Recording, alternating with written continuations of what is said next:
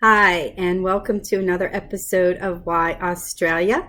This is Lisa Rossmeissl, owner of Boomerang Escapes and certified Aussie travel specialist with Australia Tourism. Pop in on Sunday afternoons on your Facebook to share with you all the wonderful reasons why you should be traveling to Australia. And as I've mentioned as we began season 3 here of the Why Australia, is that Australia has been named 2020 Destination of the Year. So there's no better time than now to plan your visit to this wonderful destination. What I'd like to talk about today is about getting there. But before we get there, we are going to have our Aussie Lingo lesson. Very simple one today. Today's Aussie Lingo is Hen's Night. Hen's Night is a party for women and thrown for a bride-to-be before the wedding, and an evening when a group of women have a night out. Thought it was appropriate as we enter the heaviest season of engagements happens between Thanksgiving and Valentine's. So there'll probably be a lot of Hen's Nights happening soon for you new brides. Anyway, so getting there. Usually you would think that the cost is something that stops people, but actually I find the biggest thing that stops people is the flying. And they are just kind of overwhelmed with the distance and the fact that you're crossing the date line. So it actually takes 2 days to get there and then 1 day on the way back. But it's really probably the best flying I've ever done is the long haul part. It's so much better than the domestic part, and there really are so many options. My go-to for my clients is Qantas Airlines. They do have the most flights down there, with more than 120 code share city pairs across the US and Canada. There's really easy way to get to any one of the gateways, and they fly nonstop flights, more nonstop flights per week than any of the other airlines. Not to say that the other airlines aren't suitable, and we'll get to that more at the end of the video today, but you can go from Los Angeles, San Francisco, New York, Dallas, and even Honolulu and Vancouver seasonally. They do, of course, Australia, the stops in New Zealand, other stops as well.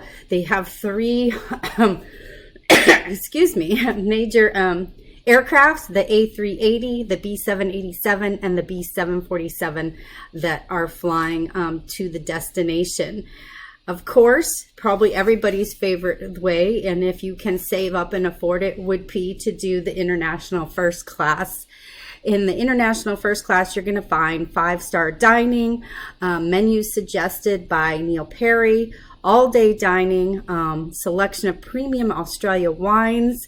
You can invite a guest to dine restaurant style with you, a private suites, luxurious bedding. It is fully reclined, amenity collection with luxury skin products, and a personal large screen TV with over 1,500 entertainment options. It's really one of the ways to go because you do have that fully flat bed, and you can get your full night's sleep. You change into some jammies and get a sleep while you're on the plane. We also have the international business class. These also convert to a fully flat extra long bed with mattress and duvet. There are on the 787. You can be in the recline position from take off to touchdown. Again, designer pajamas, amenity kits, multiple course menus. Again, the selection of premium Australian wines and room service for breakfast. It's really either of those. If you're looking and you think you're going to need to lay all the way back, that's the way to go. If you're just looking for a step up, you can look at the premium economy. Now, the premium economy has its own cabin and dedicated flight attendants. The seats are extra wide. They do recline, and they have a legroom, so it's kind of like your lazy boy recliner at home. The leg rest comes up. Again, the multi-course meals, the the Australian wines, continuous refreshments throughout the flight, a comfort kit, and again, your own entertainment centers as well. So yeah, the big thing with this is actually having that ability to pull up the leg rest like you would on a lazy boy. Then of course, there's the economy, which is normally what I'm flying, believe it or not. For as many times as I've gone down there, I am typically flying this. I have flown the premium economy, and it is wonderful. The thing about these seats are very comfortable with the adjustable comforts. You do get your blanket and pillow. You do have the meal service, continuous refreshments, self-service snack bar, again, your entertainment. One of the things I like about these seats, while they don't have the lift up leg rest, there is a netted bag underneath the seat in front of you that you can stretch your legs out. And that's one of the things I like, still being able to put my legs up. Again, very comfortable, still plenty of room, and included also with Qantas, no matter what ticket, your carry-on bag is included, a generous check bag. It's a weight limit of 50 pounds.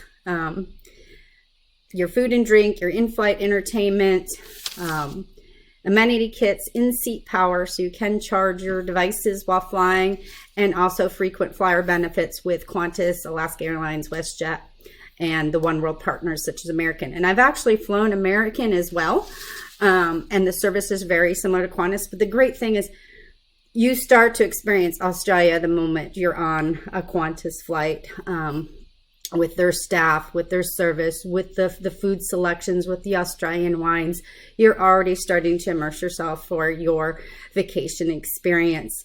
Now, while definitely I would say Qantas is my go-to, my first choice for flying you down there, there are a multitude of things, because one of the things people complain about is that long flight. So there are things we can do as far as if you're coming out of the East Coast here, or any of even the Midwest sections.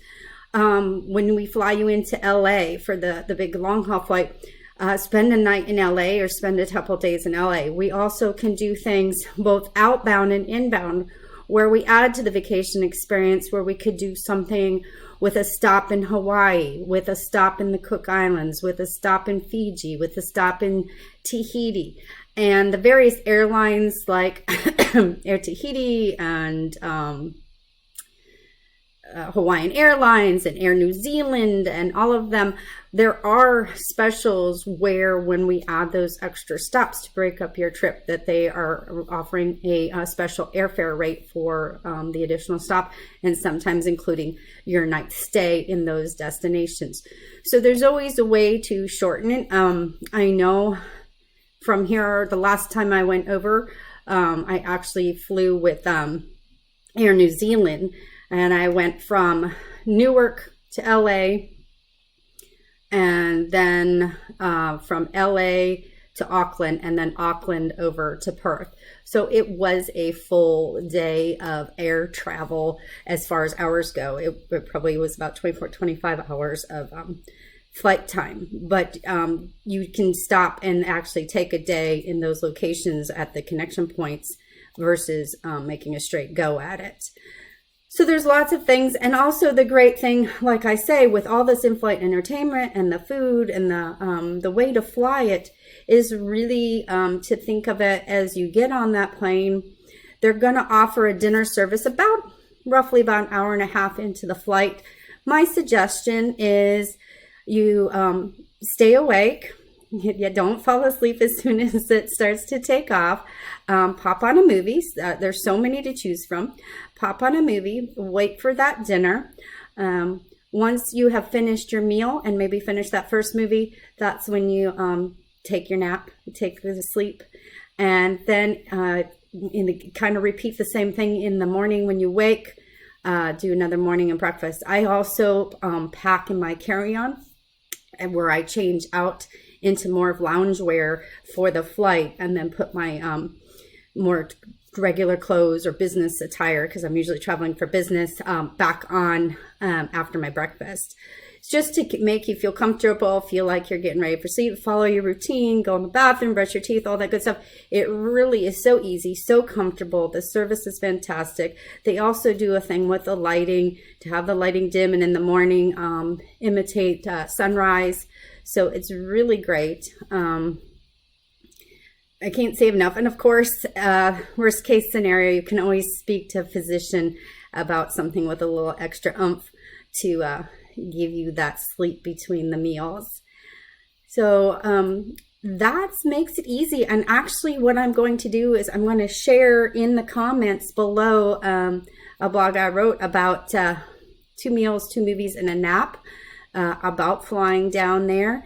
And another one just about Qantas's services, if you want to learn a little more about Qantas, because also once you're in destination, typically I'm using the Qantas's domestic link, the Qantas link, to take you between the big cities when you're changing states and territories.